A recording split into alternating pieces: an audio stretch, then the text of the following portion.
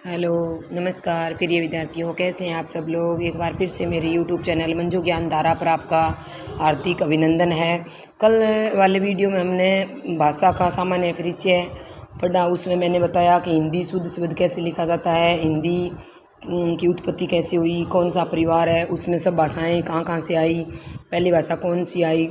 तो उस भाषा के भी तो कुछ नियम थे, उन नियमों को एक क्रमबद्ध शुद्ध रूप से हम अध्ययन कर सकें, इसके लिए किसकी आवश्यकता पड़ी, व्याकरण की। आज हम पढ़ेंगे व्याकरण का सामान्य परिचय। और ये व्याकरण क्या है मैं आपको बताऊंगी। सबसे पहले हम यण संधि में इसका अगर विच्छेद करें तो वी प्लस आ प्लस करण। करण इसमें मूल शब्द है और वी और आ इसमें दो उपसर्ग हैं। और व्याकरण में आपको अगर संधि पूछे तो यण है, उपसर्ग पूछे तो दो है, एक तो वी है एक आ है। और व्याकरण के अंदर अगर आपको मूल शब्द पूछे ना तो करण है। अगर व्याकरण के अंदर आपको लिंग या पहचान पूछी जाए भी क्या है इसकी पहचान, तो ये है पुल्लिंग। अब व्याकरण की परिभाषा, व्याकरण क्या है। तो व्याकरण की परिभाषा किसी भी भाषा को लिखने या बोलने के लिए जो शुद्ध नियम बनाए गए वो व्याकरण कहलाता है। कि कोई भाषा है उसको लिखने या बोलने के लिए जो शुद्ध नियम बने वो व्याकरण कहलाता है।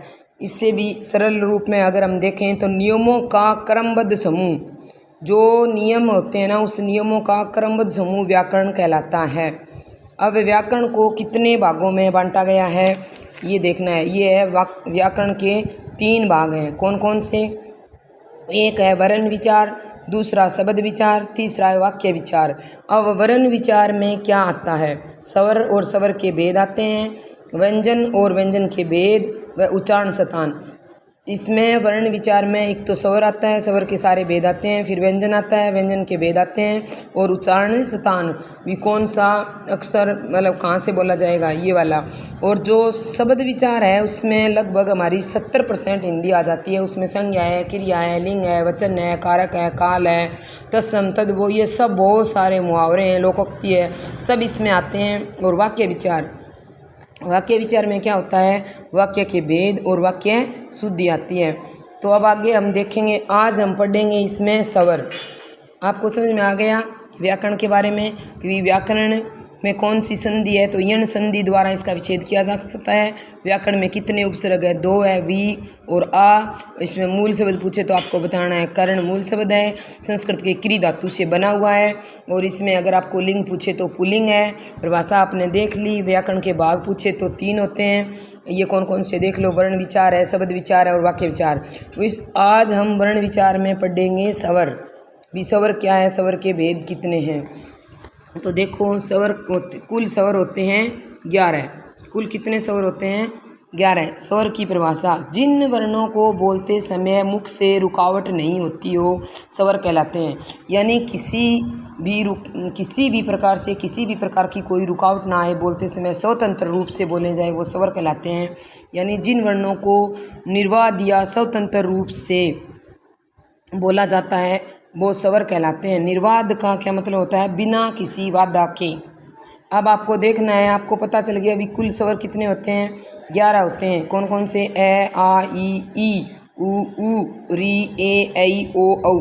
ये कुल होते हैं 11। ऐसे इसकी ये मात्रा मैंने लगा रखी है, देख लेना, ऐसे लगती है मात्रा। ए की कोई मात्रा नहीं होती। आ की ऐसे खड़े पाई, ई की साइड से लगाएंगे, बड़ी साइड से छोटा ऊ, बड़ा ऊ। री की मात्रा ऐसी होती है।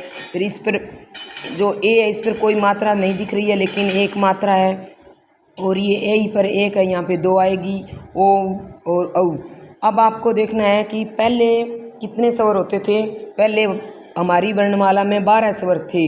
री और लरी ये दोनों संस्कृत के स्वर हैं। एक तो री और दूसरा लरी संस्कृत के स्वर हैं। वर्णमाला में पहले 12 स्वर थे, उसमें री और जो लरी है ये 2 संस्कृत से लिए गए थे। तो अब इस लरी को हटा दिया गया है, तो अब रह गए हैं वर्णमाला में 11 स्वर। लेकिन एक अंग्रेजी से भी लिया गया है, वो है ओ। क्या है? वो है ओ। तो अगर हमें ओ को लेते हैं तो फिर 12 हो जाते हैं। और कुछ विद्वानों का मानना है कि वर्णमाला में 12 स्वर नहीं हो सकते। अगर री जाएगा तो ओ, अगर ओ आएगा तो री। ये आपको ओ को देखना है, इसको बोलते हैं आगत स्वर या ग्रहित स्वर, क्योंकि हमने इसको ग्रहण किया है वर्णमाला में। ये देखो कॉलेज और कॉपी वाला ओ है ये। अब आपको देखना है ओ की ध्वनि। ये ओ की ध्वनि किन स्वरों के बीच में आती है।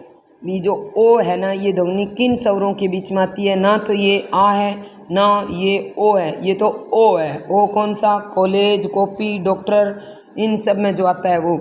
स्वर के भेद। अब हम देखेंगे स्वर के भेद। मुख्य रूप से स्वर 2 प्रकार के होते हैं।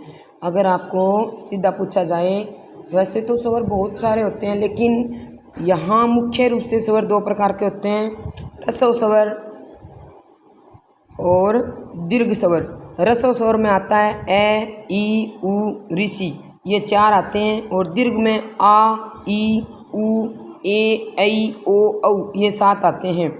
तो आपको देखना है, अगर इस साइड में ऐसे हम लगाते हैं, ये तो होता है रे। किसी शब्द में अगर ऐसे हम लगाते हैं, इसको बोलते हैं अलंत, और ये होती है ऋषि की मात्रा। तो अब आपको समझ में आ गए, स्वरों के मुख्य रूप से 2 भेद होते हैं, ह्रस्व स्वर और दीर्घ स्वर। ह्रस्व स्वर में 4 आते हैं, ए, ई, उ, ऋषि, और दीर्घ स्वर में आ, ई, उ, ए, ऐ, ओ, औ आते हैं। आगे संरचना के आधार पर स्वर। अगर आपसे पूछा जाए कि संरचना या बनावट के आधार पर कितने प्रकार के होते हैं, तो 2 प्रकार के होते हैं। मूल स्वर, मूल स्वर जिसको हम रूढ़ स्वर भी कह सकते हैं, आदिम स्वर भी कह सकते हैं, महेश्वरी स्वर भी कह सकते हैं। और इसमें आते हैं ए, ई, उ, री, ये 4 आते हैं। और संधि स्वर। मेन रूप से संरचना के आधार पर स्वरों को 2 प्रकार में बांटा गया है, एक तो मूल स्वर, एक संधि स्वर। फिर संधि स्वर को 2 भागों में बांटा गया है, दीर्घ स्वर और संयुक्त स्वर। दीर्घ में आता है आ, ई, उ, और संयुक्त में आते हैं ए, ऐ, ओ, औ।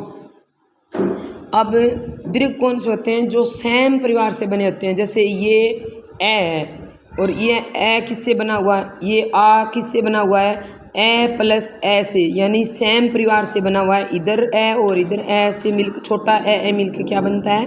बड़ा आ। ऐसे ही छोटी ई प्लस छोटी ई बराबर बड़ी ई। जो सैम फैमिली से बने होते हैं ना, उसको दीर्घ बोला जाता है। और संयुक्त जो भिन्न अक्षरों से, भिन्न वर्णों से बने होते हैं, उसको बोलते हैं संयुक्त। जैसे ये है ए को अगर हम बनाएंगे तो ए प्लस ई, फिर ए को हम बनाएंगे तो ए प्लस ए, फिर ओ को हम बनाएंगे तो ए प्लस उ, और औ को हम बनाएंगे तो ए प्लस ओ। अब आपको यहाँ ध्यान रखना है, सब में ए सब में आएगा। उसके बाद जब छोटी ए का निर्माण करेंगे तो ई लगाएंगे, और ए का निर्माण करेंगे तो फिर छोटी ए लगाएंगे, और ओ के साथ में उ आएगा। आगे देखो, एक क्वेश्चन बनता है कि निम्न में से दीर्घ स्वर, इनमें से आपको बताना है कि दीर्घ स्वर कौन सा है। वैसे तो ये सारे दीर्घ हैं, लेकिन इनमें से दीर्घ कौन सा है? तो आपको देखना है ई, इसका आंसर आएगा ई। कैसे? क्योंकि ई प्लस ई, छोटी ई प्लस छोटी ई से बड़ी ई बनी है, सैम परिवार से बनी है, इसलिए इसके बीच में ये दीर्घ होती है। बाकी ये 3 होते हैं संयुक्त। आगे है मात्रा के आधार पर स्वर। मुख्य रूप से 2 प्रकार के होते हैं। मात्रा के आधार पर अगर सीधे आपको पूछे ना, यहाँ क्वेश्चन देखो ध्यान से, कि मात्रा के आधार पर स्वर, तो जब तो आपको उत्तर देना है 3। अगर मुख्य रूप से पूछे ना तो 2 ही होते हैं, किंतु तीसरा रूप भी प्राप्त होता है, वो संस्कृत का होता है।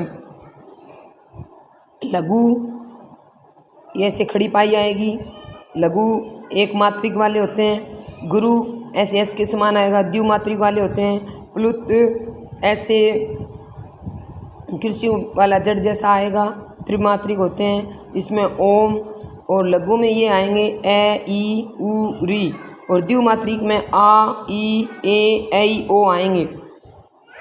अब जो ये वाला है ना प्लुत, इसमें देखो ये कहाँ काम आता है। अब आप यहाँ से क्वेश्चन बनता है कि घंटी की आवाज़ में कौन सा स्वर काम में लिया जाता है। फिर दूसरा ऐसे बन सकता है, मुर्गे की आवाज़ में कौन सा स्वर काम में लिया जा सकता है, आवाज़ देने में कौन सा काम में लिया जाता है, रोने में कौन सा लिया जाता है, संगीत या हेला ख्याल में कौन सा लिया जाता है। तो आपको ध्यान रखना है प्लुत स्वर है ना, त्रिमात्रिक, वो काम में लिया जाता है। मात्रा के आधार पर देख लिए, संरचना के आधार पर देख लिए। अब हम देखेंगे ओष्ठ आकृति के आधार पर, ओष्ठ की आकृति के आधार पर स्वर कितने प्रकार के होते हैं। ओष्ठ आकृति के आधार पर स्वर होते हैं 2 प्रकार के। कौन कौन से? वृत्ताकार और अवृत्ताकार स्वर। वृत्ताकार जिसको बोलते समय होठों की आकृति वृत्त के समान गोल हो जाती है। देखो जैसे ऊ, ओ, आप बोल के देखो, होठ ऐसे आगे आ जाते हैं, गोल वृत्ताकार आकृति हो जाती है। और जो अवृत्ताकार होते हैं उसकी आकृति बोलते समय होठों की आकृति है वो चपटी हो जाती है। जैसे ए, आ, ई, ऐ। अब आगे लिखा हुआ है जीवा के आधार पर स्वर कितने प्रकार के होते हैं। जीवा के आधार पर देखें तो स्वर होते हैं 3 प्रकार के। कौन कौन से भी? अग्र स्वर, जीभ का मतलब जो बोलते समय जीभ का अगला भाग काम में लिया जाता है, अग्र स्वर, पश्च स्वर और मध्य स्वर। ये 3 होते हैं जीवा के आधार पर। अपनी जो जीभ होती है ना उसके आधार पर 3 स्वर माने गए हैं। तो अग्र स्वर क्या होता है? जीभ का अगला भाग काम में आता है। इसमें देखो कौन कौन से हैं, ई, ऐ। और पश्च स्वर में आता है बोलते समय जीभ का पिछला भाग काम में आता है, उसमें आता है ऊ, ओ, आ। अब है मध्य स्वर। मध्य स्वर को शांत स्वर भी कहते हैं, उदासीन स्वर भी कहते हैं। जब हम बोलते हैं तो सिर्फ बोलते समय जीभ का मध्य भाग काम में लिया जाता है, उसमें आता है ए, सिर्फ एक ए आता है। मुख आकृति के आधार पर स्वरों को 4 भागों में बांटा गया है। अब आपको ऐसे याद रखना है कि जीवा के आधार पर 3 भागों में, संरचना के आधार पर 2 भागों में, मात्रा के आधार पर सीधे स्वर आपको पूछे तो 3 और मुख्य रूप से पूछे तो 2 ही हैं, ठीक है। और अब है मुख आकृति के आधार पर 4 प्रकार से बांटे गए हैं, वो हम पढ़ेंगे सारणी के माध्यम से। अगर ये सारणी आप याद करते हो आपको पढ़ने में आसानी हो जाएगी, याद करने में भी आसानी रहेगी। तो आपको कैसे बनानी है आप ध्यान से देखें। पहले आपको लिखना है अग्र स्वर, फिर लिखना है मध्य स्वर, याद रखना है, फिर लिखना है पश्च स्वर। उसके बाद इस साइड में हम ऐसे बॉक्स बना के समृद्ध स्वर लिखेंगे। समृद्ध के बाद आएगा अर्ध समृद्ध, और अर्ध समृद्ध के बाद आएगा अर्ध विवृद्ध, और अर्ध विवृद्ध के बाद आएगा विवृद्ध स्वर। इसका क्रम आपको याद रखना है, समृद्ध स्वर, अर्ध समृद्ध स्वर, अर्ध विवृद्ध स्वर, विवृद्ध स्वर। इसको आप क्रम वाइज ही रखें, नहीं तो आपकी सारणी गलत हो जाएगी। तो समृद्ध स्वर में आएगा ई, ये आएगा अग्र भाग में, मध्य भाग में कुछ नहीं आएगा। फिर पश्च भाग में आएगा समृद्ध स्वर में ऊ और ओ, सॉरी ओ नहीं भाई, ऊ आएगा। और आगे देखो अर्ध समृद्ध में, अर्ध समृद्ध में आएगी, अग्र भाग में आएगी ए, मध्य भाग में कुछ नहीं आएगा, पश्च भाग में आएगा ओ। अब अर्ध विवृद्ध, अर्ध विवृद्ध में आएगी अग्र भाग में ए, मध्य में आएगा ए, और पश्च में आएंगे ओ। आगे विवृद्ध है, इसमें अग्र भाग में कुछ नहीं आता, मध्य भाग में कुछ नहीं आता, विवृद्ध में लास्ट में पश्च भाग में आता है आ। इस सारणी को आप लिख लेना, अच्छे से याद कर लेना, देखना ध्यान से। अगर ये एक सारणी आपको याद होती है तो अग्र स्वर, मध्य स्वर और पश्च स्वर और समृद्ध स्वर, अर्ध समृद्ध, अर्ध विवृद्ध और विवृद्ध, ये सारे आसानी से याद हो जाते हैं। अब ये क्या है, समृद्ध स्वर का क्या अर्थ है, अर्ध समृद्ध का क्या अर्थ है, विवृद्ध स्वर का क्या अर्थ है, अर्ध विवृद्ध का क्या अर्थ है, तो आप देखें ध्यान से। समृद्ध स्वर का अर्थ है बंद, समृद्ध बंद, और अर्ध समृद्ध का अर्थ होता है थोड़ा अधिक खुला हुआ, और विवृद्ध का अर्थ होता है मुख पूरी तरह खुला हुआ, और अर्ध विवृद्ध का अर्थ होता है विवृद्ध से कम और अर्ध विवृद्ध से अधिक। ये मेरे हाथ से बनाए हुए नोट्सों के द्वारा मैंने थोड़ा आपको पढ़ाने का प्रयास किया है। अगर आपको मेरा पढ़ाया हुआ पसंद आए तो प्लीज़ लाइक एंड शेयर ज़रूर करें। पहली बार मेरे चैनल को विजिट कर रहे हैं तो सब्सक्राइब कर लें। बाकी आप कमेंट बॉक्स में लिखकर ज़रूर बताएं। कि हमने कोई गलती तो नहीं की है पढ़ाने में, और सुधार करूं फिर मैं आगे। तब तक के लिए नमस्कार।